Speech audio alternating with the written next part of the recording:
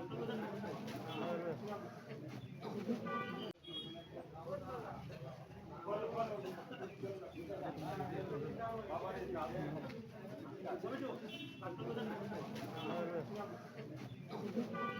বুজাবুজিৰ মাজত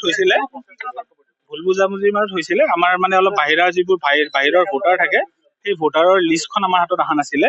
তাৰ বাবে এখেতে সুধিছিলে যে লিষ্টখন আমাৰ হাতত আহিছে নাই, ভোট দিব পাৰিব নাই, যিটো নিয়ম মতে নোৱাৰে। তাৰ বাবে মানে আমাৰ লগত অলপ মিছ আণ্ডাৰষ্টেণ্ডিং ক্ৰিয়েট হৈ গৈছে। সেইকাৰণে নাই কৰা নাই। অভব্য নহয়, অভব্য নহয়। এখেতে মোৰ লগত মানে বাহিৰত মাতি নি কথা কৈ আছিলে। সেইটো ৰুমত আপুনি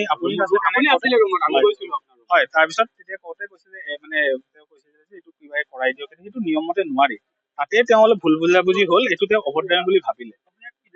মই প্ৰিচাইডিং অফিচাৰ, একো মোৰ এনেকুৱা অভদ্ৰামি কৰা নাই। তেখেতে ভুল বুজিছে আৰু অলপ খং উঠিছে। নাই। আপুনি চাওক, আপুনি আমাৰ ৰুমৰ পলিং এজেণ্ট হয়, প্ৰচেছটো বন্ধ দিছিলো। পলিং এজেণ্টক ভাত খাই আছে সিহঁতে ৰুমত। তেতিয়া মই সুধিছিলো যে ছাৰ আমাৰ যে বাহিৰত ভোটাৰ কেইটা আছে, এই ভোটাৰৰ মানে বুথটো আমি কেনেকে দিয়াব পাৰো। তেতিয়া তেখেতে কি কৈছে যে বুথটো আমি দিব নোৱাৰি, এইটো 1 মাহ আগত তোমালোকে কিবা এটা কাগজ দিব লাগিছিলে, তেতিয়াহ'লে তোমালোকে দিব পাৰিবা। সেইখিনি কথা আমি পাতিলো ভিতৰত। তেতিয়া তেখেতে ওলাই আহিলে, আহি পেলাই আমাৰ বৌ এজনে ইয়াত ৰৈ আছে, মই পিছফালে আহি আছো।